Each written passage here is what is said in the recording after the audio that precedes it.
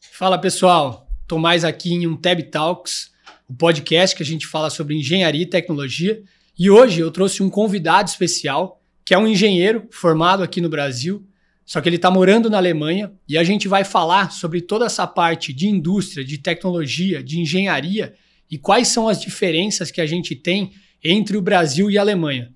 Acho que vai ser muito interessante a gente conhecer um pouco a história desse nosso convidado, que ele vai dar várias dicas e também vai estar falando de perto para quem vive realmente na Alemanha, como que é, quais são os prós, os contras entre a Alemanha e o Brasil para a gente entender um pouco mais. Então você que trabalha na indústria, que quer saber, por exemplo, como que é o trabalho na Alemanha, ou você até que tem vontade de mudar de país, fica com a gente nesse episódio. Felipe, muito obrigado pela sua presença, valeu aí por aceitar o convite, é um prazer ter você aqui comigo. Eu que agradeço, sempre bom participar e trazer um pouco das experiências vividas. Bom, legal. Acho que para começar, então, é legal você contar um pouco da sua história, de como que você conheceu, como você começou, né? Então, você fez engenharia, depois você foi num processo, trabalhou aqui no Brasil, foi lá para a Alemanha, até porque acho que a grande dificuldade até da gente mudar de um país não é tão simples, você passou por toda essa trajetória, então acho que você pode contar um pouco para a gente, desde o começo assim, da sua faculdade até agora que você está morando na Alemanha, como é que foi, quais foram as dificuldades e o passo a passo que você tomou nessa trajetória? Uhum. Como você falou aí, é bem isso mesmo, é um passo a passo, foi um processo bem pingando de lugar em lugar. Eu sou engenheiro mecânico, né, formado pela Universidade de São Paulo em 2014. E durante a universidade eu fiz um programa de intercâmbio na Alemanha, já em Hamburgo, que eu estudei lá um ano na Universidade Técnica de Hamburgo. Voltei para cá, fui fazer o meu estágio e trabalhar na Alstom, em São Paulo, que é uma empresa muito grande, né, em vários setores de energia e transporte. No caso, eu estava no setor de transportes, que é a Alstom Trains. A Alstom, sim, onde eu trabalhei, ela é focada no projeto de desenvolvimento de trens para o mundo inteiro. Por exemplo, o TGV, que é o mais famoso deles, e os metrôs de São Paulo, metrôs de vários lugares do mundo. E logo após, na verdade, esse tempo, eu fui fazer uma engenharia, uma pós-graduação em engenharia ferroviária na PUC, em Minas Gerais, e fui trabalhar depois na VLI, que é da Vale, né, a companhia Vale, mineradora e transportadora de produtos, e lá eu trabalhava mais já com a operação ferroviária, né, ou seja, na Alstom era mais com engenharia ferroviária, em termos de design e projeto do material rolante, que a gente falava, e na VLI foi mais a parte de operação ferroviária, que é as cargas, o transporte, a logística em si. Após esse período, foram alguns anos aí trabalhando aqui, e aí foi quando eu decidi fazer o meu mestrado em engenharia mecânica, e por eu já ter morado na Alemanha, né, nesse período de um ano em Hamburgo, criei esse vínculo com a Alemanha e decidi mudar para lá para fazer o meu mestrado. Aí eu mudei, fui fazer o mestrado na cidade de Rosenheim, na Universidade Técnica de Rosenheim, que eu fiz o mestrado em engenharia mecânica, né? Aí com foco em elementos finitos, que era o que eu trabalhava antes também. E fiz lá esse programa de mestrado de 2 anos, concluí o mestrado, e logo depois do mestrado juntei, né? Daí eu posso já um pouco mais nessa história, mas daí eu juntei com outro sócio e resolvemos abrir essa indústria lá na Alemanha. E a indústria já tem agora, vai completar 4 anos. E agora estamos aí, né? Esse é o... Agora você veio de visita, tá visitando aí os seus familiares e tal. Aqui, né? A gente sempre tenta vir. Mas essa foi uma rápida legal introdução. E aí você contou, né, que quando você estava na faculdade, você foi fazer um intercâmbio durante a faculdade até em Hamburgo. Você comentou isso. E o que... Acho que já nesse tempo aí você já viu alguma coisa na Alemanha que te falou, cara, gostei daqui, que até te levou depois, no final, depois que você tinha se formado, a voltar para lá. O que já foi esse primeiro aspecto que você falou, cara, quero morar lá? Uhum. Então, um pouco de mim, pessoalmente, o que motivou, assim, eu sempre tive esse interesse, curiosidade de conhecer outros países, falar uma outra língua que não só o inglês e ver o que a gente aprende aqui de outros olhos. Daí quando você pensa, para onde você vai para estudar engenharia mecânica? A Alemanha soa, né, como já, sei lá, uma tradição, mas a Alemanha soa como o país da engenharia mecânica. Não só a Alemanha, claro, Estados Unidos, Japão, Itália, talvez são grandes, fortes na engenharia mecânica, mas a Alemanha também por ser uma língua diferente, um desafio ainda maior, mas acho que muito por isso, por ser o ninho, ser ali, né? a nata, né? Você foi estudar com quem realmente Exato. manja, mas que legal. E aí você já viu, nesse primeiro contato que você teve, já da Alemanha, você estudou numa universidade de referência aqui no Brasil, então é das melhores universidades aqui do Brasil. Qual foi a diferença que você viu entre a universidade aqui do Brasil com a universidade da Alemanha? Uhum. Então, lógico, durante o intercâmbio, posso até dizer que foi duas visões um pouco diferentes, porque durante o intercâmbio foi muito mais aquela visão acadêmica, meio que ainda sem pensar no mundo profissional depois, meio que vendo só a faculdade. Com certeza, assim, a faculdade na Alemanha, lógico que são boas e não tem o que se falar, nem muito o que não adianta comparar, mas o que vê de cara, assim, é muito o foco das coisas. Assim. Aqui no Brasil, a gente meio que está na faculdade pro mercado de trabalho. Alguns querem ir para a academia, né? Para as universidades. Ou seja, a gente está estudando para depois conseguir um trabalho bom, que é o que a gente sempre ouve, por isso que eu tenho que estudar, para ter um trabalho bom. Lá na Alemanha eles têm um pouco diferente.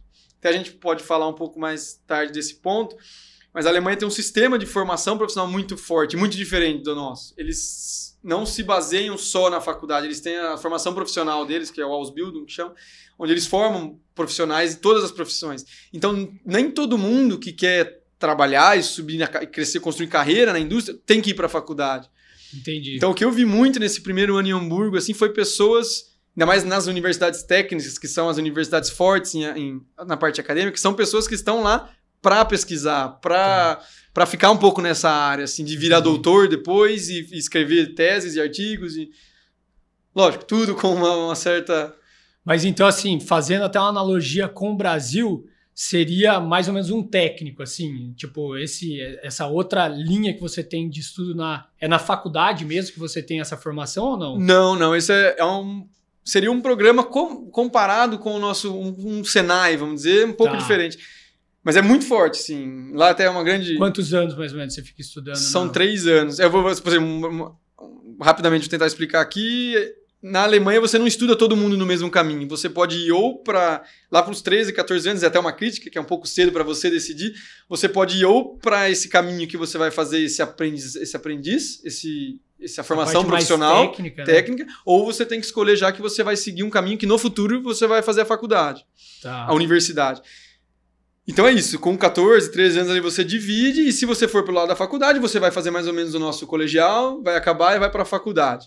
Aí são normal 3 anos de colegial e depois 4, 5 anos de faculdade. Ou o que a grande maioria das pessoas fazem, elas vão para essa área de formação acadêmica, de formação profissional. Elas têm 2 anos a menos de escola, vamos dizer, e depois elas começam lá para os 16, 17 anos esse Ausbildung, que é esse técnico. Qual que é a diferença dela para um Senai nosso? Esse cara ele já vai para a empresa. Ele não procura uma escola, ele procura um trabalho ou uma vaga para essa formação. E dentro desse trabalho, pelos próximos 3 anos, ele vai fazer, por exemplo, 2 semanas trabalhando, 1 semana estudando. 2 semanas trabalhando, 1 semana estudando. Isso pelos próximos 3 anos. Então ele sai de lá já com ele aprende a profissão dele. Muito diferente do Brasil, onde... Ou o cara foi para a faculdade e virou um engenheiro, falando aqui na nossa parte técnica, né? Mas isso se volta para todos os setores. Ou o cara vai para a faculdade e vira um engenheiro, ou ele vai trabalhar e aprende a profissão ali com os colegas dele, né? Começa de estagiário e vai fazendo um trabalho aqui com um cara mais experiente, aprende um pouco aqui, um pouco ali, e aí ele vira um profissional qualificado. Lá na Alemanha, não. O cara com 18 anos, mais ou menos, ele vai terminar esse Ausbildung, esse programa, sabendo uma profissão. O cara estudou, então... E aí você acha que, por exemplo, você falou que a grande maioria das pessoas elas optam por esse caminho, o caminho mais técnico, assim. Eu não vou saber trazer números agora, mas sim, assim, o que eu vejo dos meus amigos lá é muito mais... Muitas pessoas... E por quê? Você tem noção? Por estar no mercado de trabalho mais rápido ou por algum outro objetivo? Também, assim? Mas um pouco assim, o Brasil a gente criou esse estigma, né, de que muitos pais falam, né, não, se você quer ser alguém na vida, você tem que ir para a faculdade, tem esse estigma. E lá eles não têm. Então lá a pessoa fala, não, eu não quero estudar muito. E não quer dizer que por eu não estudar muito eu não vou ser bem sucedido no futuro. Então o cara vai para uma área, já começar a trabalhar e ganhar o dinheirinho dele mais cedo. É um pouco de cultura mesmo, assim. E até as linhas assim que você estuda, é muito dividido mais ou menos como se fosse a faculdade. Por exemplo, você tem o cara da mecânica, o cara da elétrica, o cara da, sei lá, da manufatura, mais de materiais. Nesse programa de formação? Nesse programa. Não, esse programa é tão engraçado, assim, acho que são 210...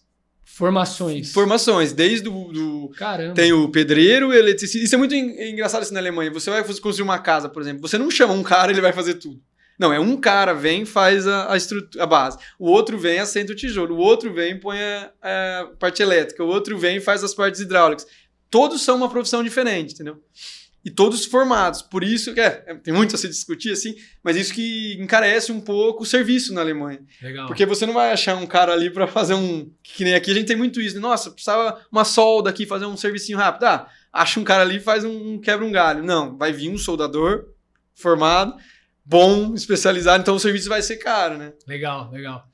Acho que é isso. Daí já entra até um ponto de uma crítica do Brasil também, que acho que é o contrário, né? A gente vai para a faculdade aqui, mas muitas vezes a gente não tem noção do prático também. Então a gente tem um monte de engenheiro mecânico, ou enfim, engenheiro civil, a gente fez engenharia mecânica, mas que a gente não tem noção de um torno. Nunca usou, né? Nunca usou um torno, ou nunca soldou. Você aprende lá a calcular uma velocidade de corte, mas você nunca ligou a máquina. Exato. Então, assim, acho que também tem uma crítica aí que eu acho que também não é legal, né? Você ficar só na teoria, não ver a prática. Exato. E que acho que talvez já faz um pouco da diferença também. A gente já começa a entender um pouco da diferença que a gente tem entre Brasil e Alemanha, até nessa especialização que você comentou. Então, assim, voltando, né? Então, acho que é o primeiro aspecto que você comentou, que você viu de diferente, é com relação a essa questão de formação. Que aqui no Brasil a gente tem uma formação muito mais voltada para a faculdade, para academia, mas que depois, no final, você não vai na academia, né? Exato. E lá você já tem uma diferença maior. E aí, enfim, aí você volta para o Brasil, né? Para concluir a graduação, né? Mas o que mais te fez, assim, falar assim, eu quero voltar para lá? Porque desse aspecto, tudo bem, né? Você viu mais essa parte mais acadêmica, assim, mas o que fez você querer voltar depois lá no futuro também? Eu acho que no final eu senti, assim... Eu sempre quis fazer o mestrado, né? Isso eu já tinha... Até pretendo um dia fazer o doutorado, mas eu queria... Eu acho que eu fui lá, faltou justamente meio que ver essa questão profissional deles lá. E no dia a dia aqui eu percebi ainda também meio que faltava um pouco essa vontade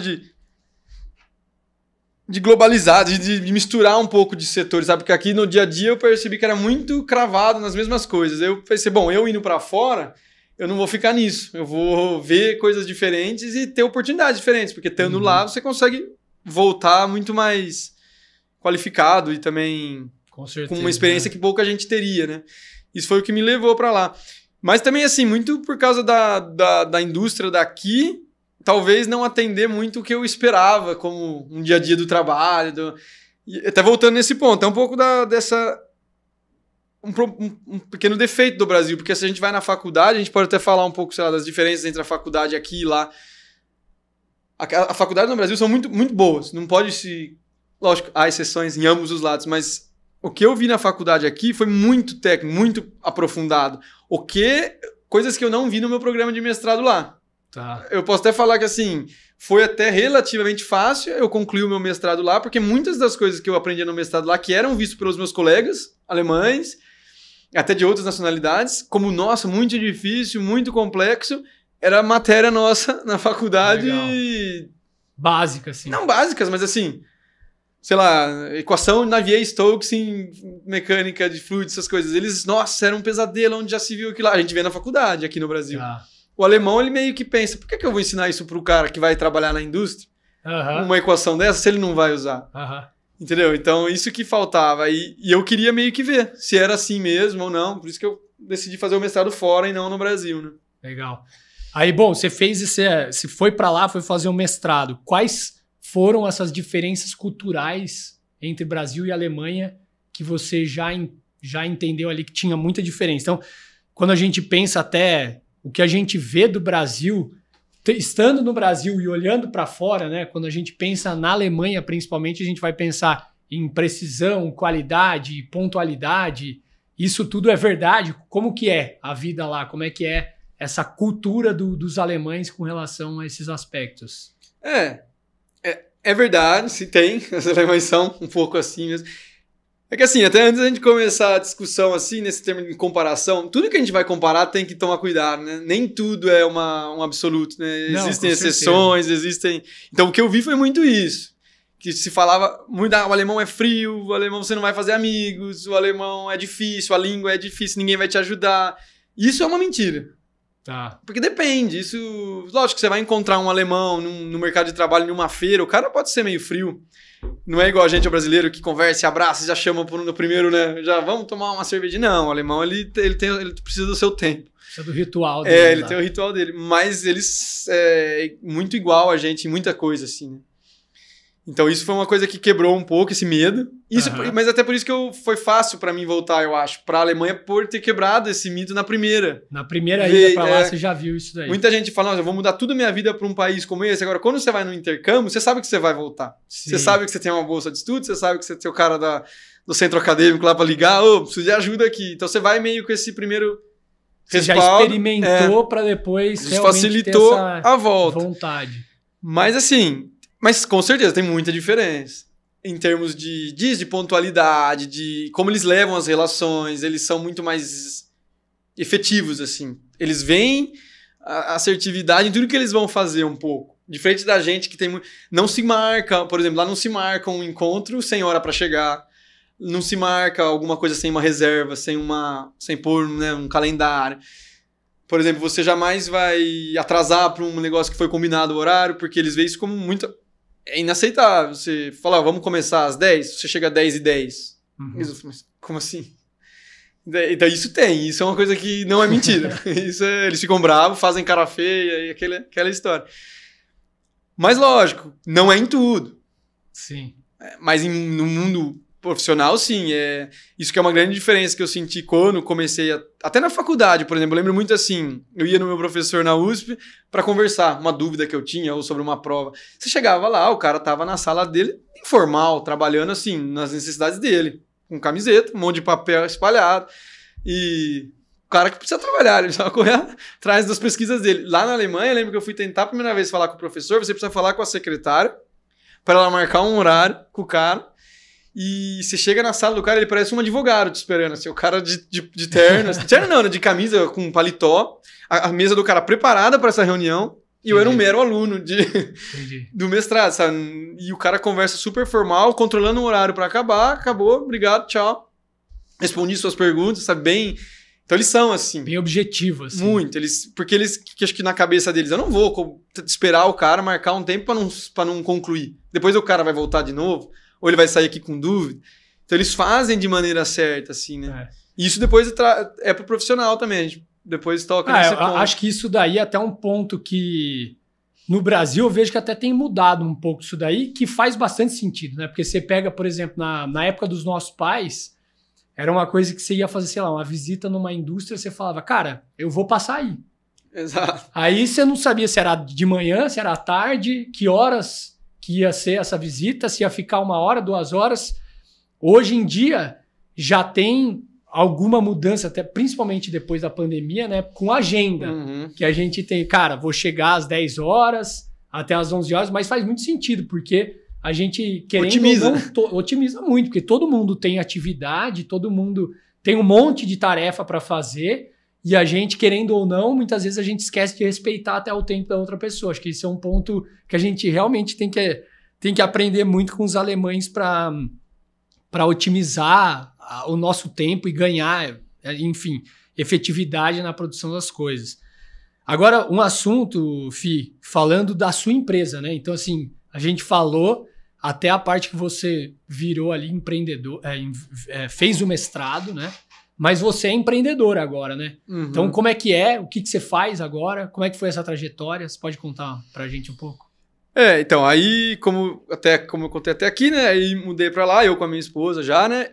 E terminei o mestrado, e quando eu terminei o mestrado, fizemos muitos amigos, assim, foi um ponto positivo, assim, porque eu até, sempre quem for mudar, tente fazer amigos o mais rápido possível, porque ajuda muito. E esses amigos, eles tinham uma empresa, um deles, 2 irmãos, assim, eles tinham uma empresa familiar deles, e eu comecei bem devagar, assim, fazendo alguns projetos de engenharia, para eles trabalham no setor de manufatura de peças de elastômero, assim, peças de borracha. A empresa deles produz peças de borracha, por exemplo. E eu comecei fazendo alguns serviços meio de freelancer para usar o tempo da faculdade, ali, que era o final da faculdade, que estava terminando a tese, começando a fazer esses projetos. Chegou num certo ponto, quando eu acabei meu mestrado, eu percebi que o projeto, o que era, né? Eu fazia o projeto, o design de ferramentas para injeção de borracha, de injeção de peças de borracha. E comecei a perceber que toda a margem de lucro dessa...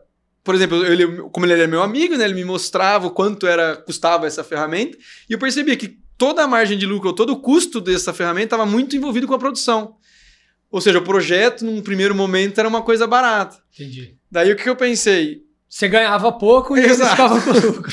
Exatamente. Eu tô fazendo quase tudo, o cara ganha o resto. E aí... E também, por sorte, um outro grande amigo meu aqui do Brasil, que é meu sócio hoje em dia, o Maurício, mudou também para a Alemanha, estava lá também, um cara que formou na mesma faculdade comigo, com um conhecimento técnico altíssimo, assim, e ele estava lá também no mesmo momento, assim, meio, e aí, o que a gente podia fazer? Vamos começar alguma coisa? E eu já fazendo esses trabalhos, e esses 2 amigos falando, cara, a gente sempre precisa de ferramentas, a gente compra de uns caras aí, é uma oportunidade. A gente viu essa oportunidade e falou, não, então vamos fazer o seguinte, vamos comprar uma máquina, começa a fazer não só os projetos, também a produzir. Aí foi que a gente fez lá um business plan, aí foi até a parte meio engraçada, assim, a gente meio caiu de paraquedas lá, fizemos um business plan, umas 20 páginas, lógico, estudamos, fizemos as projeções, os números, cenário de mercado, o crescimento estimado, colocamos tudo num papel, e fomos fizemos os primeiros contatos com o banco, essas coisas, e caímos, né? Fomos começar. E aí que a gente começou a empresa em 2019. A empresa chama Waldex GmbH, que é uma... GmbH seria limitada, né? Que é uma sigla alemã. E a gente atua, então, primeiramente nesse setor, que é design e produção de ferramentas para injeção de peças de elastômero e agora também termoplásticos, que é, em outras palavras, plástico e borracha. Né? Tá. Então a gente tem as máquinas, que são centros de usinagem, CNC, 5 eixos, por exemplo, fresadoras e tornos, e também máquinas de eletroerosão, que é um processo não convencional de manufatura, onde a gente vai produzir esses moldes. Então a gente tem agora, por exemplo, o setor da engenharia nossa produz esse modelo em CAD, vamos dizer, né? Acho que aqui eu posso usar termos técnicos, sim, porque a gente está acostumado. Então a gente produz os modelos no CAD, faz toda a parte de engenharia, que a peça de borracha é muito complicada, você tem que fazer todas as deformações e ela vai vulcanizar, é uma peça viva que a gente chama, ela continua mudando depois de produzida, faz as simulações e depois leva para a nossa planta de manufatura, onde a gente vai produzir essa ferramenta e manda para os nossos clientes, que são os produtores de borracha. Então a gente começou principalmente com esse cliente, mas agora a gente já tem outros clientes que, lógico, produzem essas peças de borracha. Então eles nos mandam os projetos de outros clientes ainda, né? Então a gente sempre tem um intermediário, que são os produtores. Então a gente pega lá o desenho de uma firma, faz esse molde, dá esse molde para o nosso cliente e ele vai produzir essa peça para essa firma. E em paralelo você pega o desenho final e você projeta o molde para sair aquela peça. Exato. É basicamente isso. E muitas vezes também o cliente não tem essa experiência em fazer o design de peças de borracha, então a peça de borracha ela é flexível, então ela é muito difícil de construir. Então o cliente faz muitas vezes errado. Ele não faz pensando, tem as siglas. Faz alguma coisa só para representar. Que não é produzível, por exemplo. Então a gente vai entrar com ele e fazer essa consultoria, assim, de aqui tem que mudar, esse raio não se faz, esse sobrecorte não se faz, e assim a gente vai junto com o cliente, né? Tá. Mas assim, até voltando, eu fiquei com curiosidade. Como é que foi essa parte de vocês chegarem? Vocês foram num banco, vocês fizeram um business plan e foram para um banco pedir um financiamento. Exato. Como é que foi isso daí? Como é que foi? Explora um pouco mais essa parte pra gente. Então, porque, como eu disse, né, a gente tinha esses 2 conhecidos, esses irmãos que eram, eles já tinham essa empresa, e eles, por sorte, bem na época, conheciam uma outra empresinha que o dono da empresa ia aposentar, e ele tinha uma máquina já usada, um centro de usinagem, um torno CNC, e ele ia parar. Aí a gente falou, putz, mas a gente precisava ter como a gente fala aqui, um CNPJ, né, para começar. Daí a ideia foi essa, então a gente precisava esse CNC, essa fresadora nova, e a gente pensou, mas onde vai colocar? Onde a gente vai começar, né? Precisa de Então a ideia foi essa, a gente comprou essa empresa desse senhor que estava aposentando, e os clientes dele da parte de torno, e pegou um crédito para comprar essa fresadora 5 eixos CNC no banco, e também junto para comprar essa empresa. Mas então foi meio assim, o business plan falava um cenário de projeção, a gente contactou alguns possíveis clientes antes e meio que a gente fez uma pré-venda de capacidade. Tá. Lógico que assim, tudo meio simbólico no final das contas, mas funcionou, porque o pessoal do banco viu, eles já têm vendido capacidade para os próximos 3 anos. Legal. Eles vão conseguir pagar. Então pegamos lá o dinheiro, compramos uma máquina nova. A gente meio que, na hora de planejar, a gente falou, vamos começar com uma nova, uma máquina zero, pelo menos, para saber aonde está o state of the art aqui, das tecnologias, para ter 100% de produtividade no começo, para não ficar se preocupando com manutenção e coisa. E aí começou. E aí, como é que foi o pessoal da Alemanha, num banco, assim, receber, até em aspecto geral, né? Como é que é o alemão receber o brasileiro, por exemplo, ou até o estrangeiro? Isso aí, vocês sentem essa barreira? É difícil? Existe alguma dificuldade com relação a isso? Isso foi outro ponto, assim, que quebrou um pouco, assim, de paradigma, de achado, preconceito, né? A gente se acha muito que o alemão é preconceituoso, e o racismo, e... Lógico que existe, se eu falar que não existe, estaria mentindo, mas eu vejo que é um pouco diferente, ele não é uma certa descriminalização, igual a gente vê aqui no Brasil, de muito assim, a pessoa olha e vai por outro caminho. Entendi. Você sentou lá na cadeira do banco, o cara olhou pra sua cara... O alemão ele vai ter um pouco assim, ele vai pensar na casa dele. Na casa dele, ele vai pensar, mas o que esse cara tá fazendo aqui? Nossa, mas eu vejo que assim, na hora de tomar decisões, eles não são tão assim, pelo menos o que eu posso falar comigo. Eu não sei, até hoje a gente sofreu zero preconceito ou descriminalização direta. Talvez alguém pensou coisas de mim. Mas não falou nada. Mas eu não foi assim exposto, sabe? Lógico, existem olhares, às vezes, dependendo, a nossa empresa lá é no interior, né? É uma cidade a 40 minutos de Munique, no sul, quase na fronteira com a Áustria. Então tem muito assim, o pessoal mais rural, como se fala, do interior, o pessoal um pouco menos urbanizado. Então você vê assim, os olhares, ou o pessoal vem na nossa empresa e não acredita, né? Fala, nossa, como assim, 2 brasileiros começaram uma empresa aqui, que vocês caíram de paraquedas, os comentáriozinhos, sabe? Mas não teve esse preconceito, então por isso foi bom. Até clientes, assim, você vê que o pessoal, às vezes, a língua, né? Até a gente começar a falar a língua, tem dificuldades, erra até hoje, existem erros. Então o cliente vê, fala, esse cara é um imigrante ali, tá falando a língua meio errada, mas não houve assim, putz, não vou pedir, não vou usar os serviços deles não. Legal. Aqui, porque... Então nesse ponto foi bom. E lógico, no banco foi assim, eu acho que no banco mesmo os caras são... Cara, é número. Não interessa de onde você vem, o cara quer ganhar o dele ali. Foi um pouco do convencer, fizemos um business plan bonito, teve que ser, prometer, sabe? Tem essa questão, você também empreende, você sabe como é, tem... Mas assim, uma vantagem que eu acho que possibilitou, e até já conversei com um amigo assim uma vez, por que lá e não aqui, né? Por que vocês não vieram fazer a mesma coisa aqui? Lá eu senti que assim... A gente tem muito suporte, muita ajuda, sabe? A taxa de juros extremamente boa, favorável. Você pode falar um pouco, sei lá, a taxa de juros, mais ou menos, quanto que é um financiamento lá? Pode. Por exemplo, essa primeira máquina a gente pegou com 2,5 ao ano. O que para um brasileiro soa assim... O quê? Ao mês? Ao mês? Ao mês. É uma coisa absurda, assim. Então, e pra gente fazer as contas é fácil. Porque você tem um juros desse, você consegue calcular um payback fácil, você não precisa de milagre para pagar a máquina, né? O que é um pouco de problema no Brasil. A gente vai por um juros desse, quanto ao ano, vamos dizer, sei lá, 12 ao ano. Nossa, a máquina não pode parar um segundo. Ela não pode quebrar jamais, senão eu não pago essa mensalidade. Então isso favoreceu a gente. E também, assim, tenho que agradecer assim esses amigos que eu fiz, os contatos, porque muitos amigos foram falando da gente, apresentando, nossa, vocês estão fazendo isso, vou levar vocês para conversar aqui. Meu pai trabalha com essa empresa aqui, vou trazer vocês pra gente. O boca a boca. O boca a boca. Porque A gente também no começo nem tinha essa, vamos dizer, a cara de pau mesmo para chegar batendo em empresa com o nosso alemão, uma empresa super pequena, começando e fala, viu, estamos oferecendo isso. O cara vai falar, mas quem são vocês? Então foi muito assim, começando num pequeno. Legal, assim. Cara.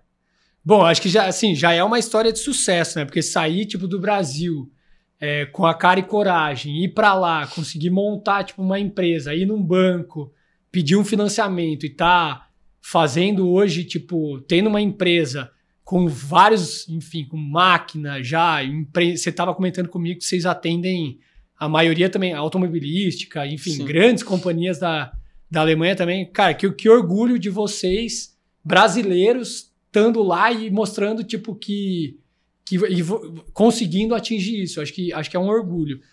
E aí... legal. E aí, assim, um ponto que eu queria entender um pouco mais, até... Acho que o intuito desse podcast é a gente, no final das contas também, a gente conseguir aprender com os alemães e também ver o lado positivo que a gente tem dos brasileiros. Porque muitas vezes aqui no Brasil a gente tem aquela síndrome de vira-lata, né? Então com a gente certeza. fala, lá na Alemanha o cara consegue juros de 2%, 2,5%. Aqui não tem. Mas enfim, tem os outros aspectos também, né? Eu queria falar um pouco desses pontos positivos que a gente tem da Alemanha, o que o brasileiro poderia aprender com a Alemanha, mas o que o alemão poderia aprender com o brasileiro também. Uhum. Tem muito esse complexo de vira-lata, totalmente. É que, lógico, assim, a gente não pode comparar status atual, né? Lógico, a Alemanha está superior ao Brasil em um aspecto geral, mas por decorrência, por onde está agora. Assim, a Alemanha, ela é até difícil de entender. Muita gente tenta entender o sucesso da Alemanha, por exemplo, Estados Unidos e Japão, com muito recurso, com muita mão de obra, tenta entender como a Alemanha consegue, na contramão do modelo americano de business, assim, né, consegue ir tão bem. Então, isso é que a gente tem que olhar um pouco. E por que você fala isso? Assim, explica mais um pouco isso daí. Porque, por exemplo, você pega o que os Estados Unidos vê como modelo deles. Eles têm muito recurso, né? Um país cheio de commodities e todos os recursos que eles precisam. Muita gente e território. E o que eles fazem? Eles, vamos dizer, em termos tributários, em termos até de mão de obra, assim, eles não pagam bem, eles não dão bônus, assim, assistências, eles não fazem... Eles não suportam, vamos dizer, o próprio governo, quanto o próprio governo com as empresas e as empresas com os funcionários. Acho que até, tipo, se a gente for comparar até, por exemplo, carga de trabalho, até que carga de trabalho, férias, questão de remuneração, as questões de sindicato. Por exemplo, a Alemanha tem um sindicalismo muito forte. E a gente ouve dos Estados Unidos, não, isso só atrapalha. E como que é a Alemanha? A Alemanha, por exemplo, ela paga muito bem, ela tem pouca mão de obra, ela tem poucos recursos de território, ela tem energia, é muito difícil na Alemanha, não tem, você tem que trazer de fora. Tem esses sindicatos muito fortes, o que encarece ainda mais a mão de obra. Eles têm férias remuneradas muito bem. Então você fala, nossa, tudo na contramão do que a gente enxerga como...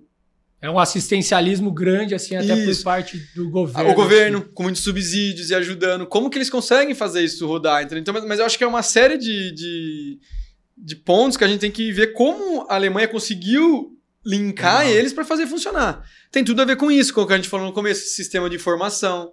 Porque o cara que se formou lá desde criança, aprendeu a profissão dele, trabalhou, ele não vai querer ganhar pouco. Uhum. Porém, ele não vai trabalhar mal. Ele não vai ser ineficiente. Ele não vai... Por exemplo, eu até sempre falo, nossa, o que é bom de ter trabalhado, por exemplo, numa operacional ferroviária. Você sabe bem, que você sempre está dentro das empresas. A questão de CIPA, né? A questão de segurança do trabalho no Brasil. É uma coisa absurda. Nossa, é ficha, é treinamento, é curso. Se você for pego assim, você toma uma advertência 3 vezes, você vai não sei o quê. Lá não tem nada disso na Alemanha. Zero. E você não ouve falar de acidente de trabalho. Entendi. Por quê? Porque a pessoa foi instruída. Então a conscientização, a conscientização é maior. Né? Então o cara estudou para isso. O cara viu na escolinha dele lá, naquela uma semaninha, se ele viu que se ele ficar embaixo de um guindaste, ele vai cair uma coisa na cabeça dele. Ele sabe que se ele não usar a luva na hora certa, ou se usar a luva num torno, por exemplo, ele vai se machucar. Aqui não, aqui você tem que ficar em cima.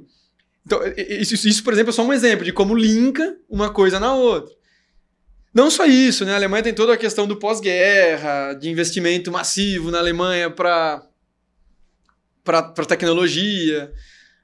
Então, assim, por isso que eu falo, é difícil comparar onde eles estão hoje e por que eles estão lá. Né? Mas o que eu acho que a Alemanha, assim, falando nessa pergunta sua, o que a Alemanha tem de melhor é eficiência. Os caras são eficientes, eles não perdem tempo, eles trabalham pouco, mas eficiente, eles não ficam rodando em volta do problema. É isso, tem como resolver, eu vou resolver, não tem como resolver, eu vou passar para quem sabe resolver. E eles são organizados, sabe? Eles têm uma pessoa para cada função e a pessoa certa, porque ela fez esse curso, ela sabe, tá na função dela, entendeu? Não é o cara que estudou marketing programando o aplicativo da empresa. Eles têm a pessoa certa no lugar certo. E isso, eficiência de maneira geral. Porém, outro lado, o que eu sinto falta lá, assim, eles têm muita burocracia. É difícil fazer as coisas desenrolar lá. E isso que é o bom do brasileiro. O brasileiro, a gente fala, tá pronto pra qualquer coisa. Você pede pro cara fazer isso, ele vai fazer. Então, você ganha muito tempo, você salva muito recurso. A hora que você tá lá, você, por exemplo, faz muito trabalho em campo, a empresa de vocês faz muito trabalho em campo, você precisa resolver um negócio. Na Alemanha, o que vai acontecer? Vai cancelar tudo? Vai cada um para sua casa? Vão avisar a pessoa certa e depois vai resolver esse problema. No Brasil, você vai achar ali, naquele lugar, um cara que vai estar disposto a resolver. Ou você vai dar um jeito. Ou você vai dar um jeito. Vai fazer. Isso, assim, falando em manutenção, assim, soa mais entendível. Mas até em projeto, em coisa, sabe? O alemão, nossa, tem um raiozinho errado aqui. Não, para tudo, volta tudo, chama os engenheiros para resolver esse problema. Então, eles são muito burocráticos. Entendi. Tudo tem que ser aprovado, reaprovado, checado, verificado. Então, nisso eu acho que eles perdem muito tempo, assim. Entendi. Porém, lógico, talvez seja bom depois. É muito difícil você falar o que é certo e o que é errado. Mas a parte técnica, eu não acho também que perde. Porque o que eu vejo muito, assim, eu com o meu sócio lá, que é técnico, que é engenheiro também, a gente nunca entrou numa discussão que a gente falou, nossa, esse cara é muito melhor que a gente. Vergonha, assim. Sim, não tem, sabe? Inclusive no mestrado, como eu disse, os professores, os caras, a gente ia visitar a empresa, você não fica com medo de abrir a boca, de falar uma bobagem, sabe? Fala, nossa, isso já falo para todo o brasileiro, assim, da faculdade, e as nossas faculdades, salvo algumas exceções, infelizmente, as nossas faculdades são boas, são completas, a gente não fica para trás de ninguém lá, assim, pelo contrário. Legal, a gente fica na frente de muita gente, porque às vezes o cara faz aquela faculdade pro setor técnico e ele não aprende o que a gente aprende. Isso aí, cara, acho que é muito, muito interessante. Então, assim, de maneira resumida, né? Acho que a gente pode aprender ser mais direto, até porque eu acho que o brasileiro ele tem realmente uma... E eu acho que isso daí vem tanto tudo que tem um lado positivo tem um lado negativo também, né? Apesar da gente ser mais flexível, eu acho que de vez em quando a gente enrola muito mesmo, e ter essa flexibilidade também. Por um lado, você consegue... Até muitas vezes, num começo, por exemplo, de empresa, que você precisa de uma flexibilidade muito grande, isso aí traz para você uma vantagem muito grande. Porém, também, você tem até alguns casos que você já está maior, por exemplo, mas você está querendo... Você não está muito específico ali, você não colocou, por exemplo, pessoas específicas para exercer uma função, que você acaba tendo até depois esse problema assim, de eficiência no final e não ganhando tanto com eles. Acho que é interessante ver também essa parte de técnica, de engenharia, que é uma coisa que a gente pensa ao contrário, né? Tipo, se você perguntar para qualquer brasileiro, talvez, até você, né? Você comentou, por que você quis a Alemanha? Porque lá é o top. Só que ao mesmo tempo você trazendo isso pra gente, você fala, não, cara, a engenharia do Brasil é boa. Acho que falta, assim, até trazendo um pouco da TEB, do contexto nosso, que a gente é uma empresa de tecnologia aqui no Brasil, a gente vê muita essa dificuldade que se tem de fazer a tecnologia no Brasil, não é uma coisa comum, mas a gente vê como o brasileiro é bom, né? Quando a gente compara, por exemplo, eu sempre falo isso pro pessoal da TEB, eu tenho muito orgulho, assim, de conseguir produzir uma tecnologia que a gente vê que a gente bate com qualquer um do mundo. Então você vai conversar com uma tecnologia alemã, ou sueca, ou enfim, ou qualquer tecnologia que seja, a gente vê que a gente tá bem, que a gente tá fazendo uma coisa de ponta lá, e é uma coisa de orgulho que é o que eu sempre, assim, a bandeira que eu levanto muito também, é que eu acho que falta para o Brasil. Porque se a gente deixar de ser um país que tem uma mão de obra que ela é só operária e ser uma mão de obra mais pensadora, né, especializada, isso daí faz com que a gente vai ter salários maiores, vamos ter uma educação melhor, enfim, eu acho que contribui também para a gente ter um país assim muito melhor no final das contas, né? Exato. É o que eu disse. Eu não acho que a Alemanha está onde está por um motivo, entendeu? É a conjuntura de coisas desde o último século que foi levando ela a chegar onde chegar, seja pós-guerra, com investimentos massivos na indústria, o jeito alemão de fazer as coisas, o sistema de educação deles, que deu certo, deu certo. Há críticas também, mas que ninguém sabia que ia levar onde levou, o posicionamento geográfico, são vários fatores que levaram eles lá. Não adianta a gente achar, eles são melhores que a gente. Não, eles chegaram lá por algum motivo que seja meio uma sorte, uma coincidência, um acaso, né? A conjuntura dos fatos aí. Mas assim, eu vejo, o Brasil não tem nada de menos a perder. É questão de organização, é questão de exato. Como montar as coisas, né? Exato. Você falou um ponto para mim que eu achei muito interessante. Você falou, cara, a Alemanha, o brasileiro preza por preço versus qualidade. Então, quando a gente vai comprar, por exemplo, contratar um serviço, comprar um produto, nós estamos pensando em preço e a qualidade, né? O custo-benefício ali que a gente sempre fala. Você falou, cara, a Alemanha é diferente. Eles estão pensando em qualidade versus prazo de entrega. Como que é essa relação que você vê, essa diferença até? Isso eu vejo muito, até em ambos os setores, mas assim, bastante no nosso setor de produção, de manufatura. Lógico, como eu disse, tudo, nada é absoluto, tudo tem exceções, mas o brasileiro tem muito essa, assim, ele põe sempre na equação dele está o preço. Aí vem, ou é qualidade, ou é prazo de entrega, ele tá ali, mas o preço é um dos fatores mais determinantes. Chave ali. O alemão, que eu vejo muito, é qualidade, que não pode faltar. Eles não aceitam, por exemplo. É um pouco assim, é como se, tem até uma fala deles lá que eles sempre usam, né? Que para um alemão é assim, a não reclamação é o seu melhor elogio. Tá. Entendeu? Dificilmente um cliente nos liga assim para dar um elogio só. Ou manda um e-mail, as peças chegaram muito bem, muito boas. Aí eu conversando com meus amigos, por que disso? Eles falam, por causa do alemão é assim, a não crítica é o maior elogio. Tá. Aí eu parando para pensar assim, o que significa isso? Né? Eles põem a régua deles já mais alta, de maneira que o normal a ser entregue é o bom, não tem muita coisa acima. Tudo para baixo tem que ser reclamado, tem que ser criticado. A gente tem um pouco a mania de assim, o bom tá na média aqui. O normal é na média. Se for bom, tem bastante lugar para cima. Então eu vou elogiar quando tá para cima. E tem lugar para baixo, eu vou criticar. Então por isso que eles não veem muito assim, não tem como eu comprar uma coisa com qualidade inferior. Você tem que me entregar essa qualidade. Então qual que é o próximo fator para eles? É o tempo de entrega. Ah, mas é um pouco mais caro? Tudo bem. E isso volta naquele ponto, né? Um dos problemas atuais agora, não por onde estamos, mas porque agora a Alemanha, por que fica mais fácil, né? O de cima sobe. A Alemanha tem um acesso ao recurso muito maior, ou seja, tem muito mais dinheiro rodando na Alemanha, paga-se muito melhor pelas coisas, então eles têm dinheiro, eles têm, né, para investir nas coisas e para comprar as coisas mais caras. Então quando você vai vender um negócio, o cara fala, não, mas tudo bem que é mais caro, mas eu quero para a semana que vem. A gente até inventou um negócio novo lá, a gente tem um custo que a gente chama um custo de express, que é, por exemplo, o nosso prazo de entrega normal é de 6 semanas, em 2 semanas a gente tem na oferta, você tem uma linha nova que é prazo de entrega express, e os caras sempre aceitam, porque para eles tudo bem pagar mais, mas precisa ser com qualidade e rápido, e isso traz muitos... Isso acho que traz até assim, um ponto, uma diferença. O que você acha que é a diferença de empreender, tanto dos pontos positivos quanto negativos, empreender na Alemanha e empreender no Brasil? O que você acha que tem de pontos positivos, pontos negativos entre um país e o outro? Assim, dificuldades eu acho que tem em ambos iguais, né? São diferentes, mas iguais em quantidade. Eu acho que assim, a vantagem da Alemanha é que a gente tem pouca precariedade, sabe? Pouco escassez de recursos. Dificilmente a gente vai só ter acesso a uma ferramenta errada. A gente sempre tem a ferramenta certa à nossa disposição. A gente sempre tem os contatos certos. A infraestrutura para se produzir, para se empreender na Alemanha está pronta.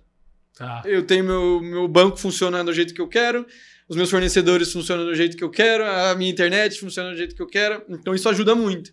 Porque você fala, nossa, como você foi lá, vocês foram no cartório, vocês vão no banco, vocês com o alemão em nível intermediário, assim, vocês conseguiram fazer tudo isso. é muito burocrático, porém funciona. Você tem um passo a passo que funciona. O que no Brasil eu acho que peca um pouco. Muitas vezes você dá de cara com obstáculos, né? Você vai tentar fazer isso, nossa, isso eu não consigo, tem que esperar agora. Ah, nossa, esse negócio não funciona, esse sistema não funciona. Uhum. Ah, isso eu acho que é um ponto positivo na Alemanha, as coisas estão prontas. Já aqui eu acho que eu vejo assim, a gente sempre, né, conversa muito, a gente tem um contato próximo, que eu acho muito, o que ajuda muito é... No Brasil, a gente consegue, por exemplo, mão de obra, por exemplo, é um ponto que tem um pouco mais fácil. Um grande problema na Alemanha hoje é a mão de obra, tanto qualificada quanto a não qualificada. Acho que no Brasil o problema agora é a mão de obra qualificada, mas você consegue achar as pessoas para te ajudar, para você pra dividir tarefas. projeto, Na Alemanha, assim, é uma grande dificuldade nossa hoje é achar pessoas. No Brasil, eu acho que você consegue, como tem essa flexibilidade, nem tudo é caro também. Então, para se empreender, para começar, você consegue fazer soluções mais baratas. Na Alemanha acaba que essas soluções prontas que eu disse são caras, por estarem prontas. Então, assim, é meio as duas faces da moeda, né? Legal. Bom, eu tenho até algumas perguntas aqui para você que o pessoal fez e eu vou falando assim e aí você vai respondendo. A primeira pergunta, pode cerveja no trabalho? Essa é boa. E pior que pode. Assim, eu sempre falo, eles não veem a cerveja na Alemanha não é um álcool pra ficar bêbado. É um líquido pra se tomar, como um suco. Então, assim, é bem comum em reunião de trabalho você bebe cerveja. Nas feiras tem cerveja ao longo do dia todo. No almoço, assim, de sexta, a gente bebe uma cervejinha. Lógico que com as máquinas e tal você não vai beber, né? Mas é comum, sim. Na Alemanha... Bom, você tá na região de Munique. A Bavária, que chama. Bavária. Bavária é a região que mais bebe da Alemanha ou não? Acho que sim. É que tem essa cultura das festas, vocês têm o café da manhã com cerveja, certo? Isso, de sexta-feira. Na empresa tem um brunch que a gente fala, porque lá para umas 11, 10 da manhã, a gente sempre chama um convidado, seja um cliente, um fornecedor, um amigo, e isso toda a empresa para, e a gente faz esse café da manhã, que é com as salsichas, a cerveja de trigo. Que legal. Isso é legal, quem quiser tá convidado, sexta-feira. Que bom.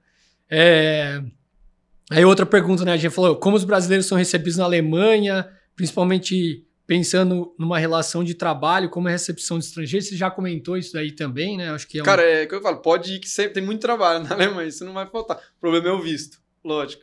Outra pergunta aqui, ó. Eles gostariam de ter um sensor de vibração em temperatura robusto e top igual ao nosso? Não, então, a gente sempre discute esse ponto, porque com certeza a gente gostaria, né? Esse é um ponto que a gente olha muito.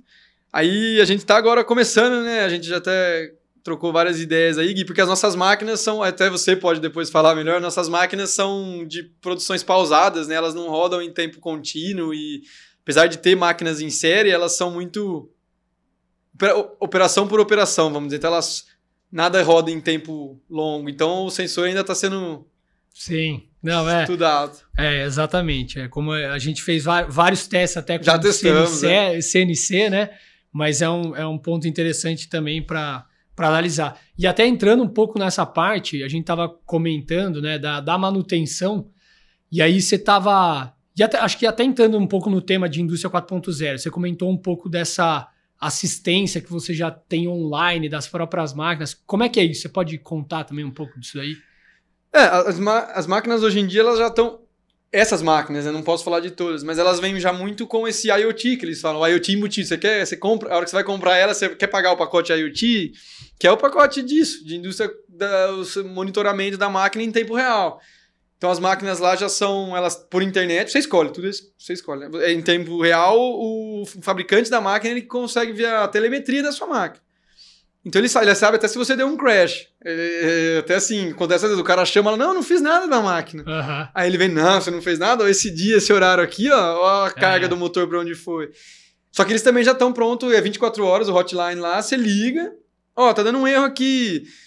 Lógico que eles não fazem a parte ativa que vocês fazem, que isso que é o que eu queria. Por exemplo, viu, Felipe, tem um motor seu aí que tá saindo do comum, dá uma olhada aí.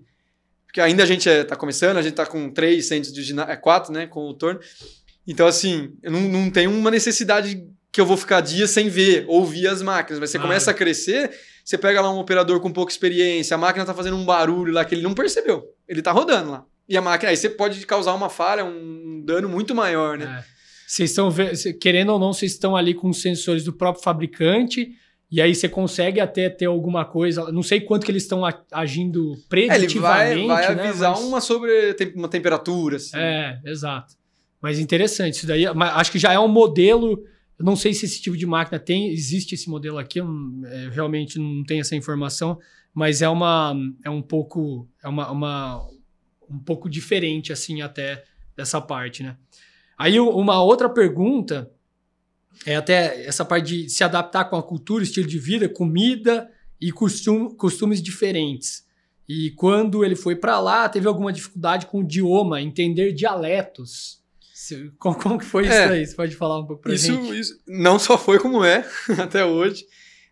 Porque assim, um grande problema que eu sempre falo, o inglês serve de muleta, né? Então isso segura você de aprender rápido, porque você usa o inglês. Você tá numa situação que você não sabe, você pede lá, puta, podemos falar isso em inglês? Aí e eles vão conversar. Todo mundo fala. Todo mundo fala, então acaba que segura você um pouco. Mas foi, sim, muita dificuldade. Às vezes o cliente fica com aquela sensação de... mais no começo, né? Agora vai melhorando, mas aquela sensação de... Putz, ele não vai me entender. O negócio é meio complexo para explicar. E aí você... É o que eu falo, tem que dar a cara, sabe? Tem que ir passando umas vergonhas, às vezes passa vergonha, tem que pedir desculpa. Eu tenho a minha regrinha mágica lá, porque os caras têm vergonha de falar inglês. Então, quando eu percebo que a reunião vai ser difícil, eu começo falando, viu, eu falo inglês e alemão. Se vocês quiserem, podemos falar em inglês. Mas se não, eu gosto de tentar no alemão. Pronto, aí você quebrou, cara. Porque quebrou o gelo. O cara falou, o cara me deu a oportunidade, mas eu não quero ir pro inglês. Então, tudo que você fizer de erro em alemão tá permitido depois. Entendi. Esse é meu segredo. Entendi. Mas, assim, inglês todo mundo fala, acho que é tranquilo, né? Fala. Você vai pra qualquer lugar. Bom, interessante, cara. Bom, legal, Fih. Cara, prazer aí ter você aqui junto nesse podcast. Tem alguma mensagem até, acho que para quem tá querendo se mudar de país ou quem tá cursando, por exemplo, engenharia e quer fazer alguma coisa, tem esse sonho de ir para a Alemanha, tem algum recado assim que você pode deixar para eles? Depois, assim, eu vou deixar o seu contato aqui também, para o pessoal que tiver dúvida, entrar em contato com você e enfim, você conseguir ajudar aí. Mas, de maneira geral, as suas palavras aí para quem tá nesse caminho aí, nessa trajetória, para você dar uma força para eles também. Não a gente sempre gosta de contactar, porque a gente passou por isso, né? Então é legal, quando a gente recebe ajuda, é legal ajudar. Mas a mensagem é meio essa que a gente conversou, não existe a gente não é vira-lata, não existe esse complexo, existe diferenças atuais por causa do que aconteceu no passado, mas não é em nenhum momento o alemão é melhor que o brasileiro, em nenhum momento a gente sai perdendo lá. Então assim, não é pra ter medo e nem achar que não vai dar certo, só que você precisa querer. Você tem que ter vontade, porque não é fácil, né? Acho que nem é fácil pro alemão vir pro Brasil, então dá na mesma. Sim.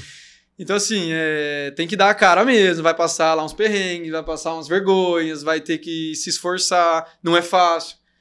Mas não é porque a gente é inferior, é justamente ao contrário. Eu acho que a nossa flexibilidade, o nosso jeitinho brasileiro é muito vantajoso lá. Sim. Porque enquanto eles estão lá batendo cabeça com a burocracia, a gente tá achando um jeito de... A gente já tá acostumado a ter essa resiliência e encarar vários problemas. Falar, lógico. Cara, se lá no Brasil dá certo, aqui vai ser mais fácil. Lógico, até, a língua, né, de alguma forma. O frio, essas questões são um tema, mas é contornável. O importante é dar a cara. E lógico, vale a pena sim olhar, porque tá acontecendo coisas diferentes lá do que aqui, assim como aqui diferente de lá.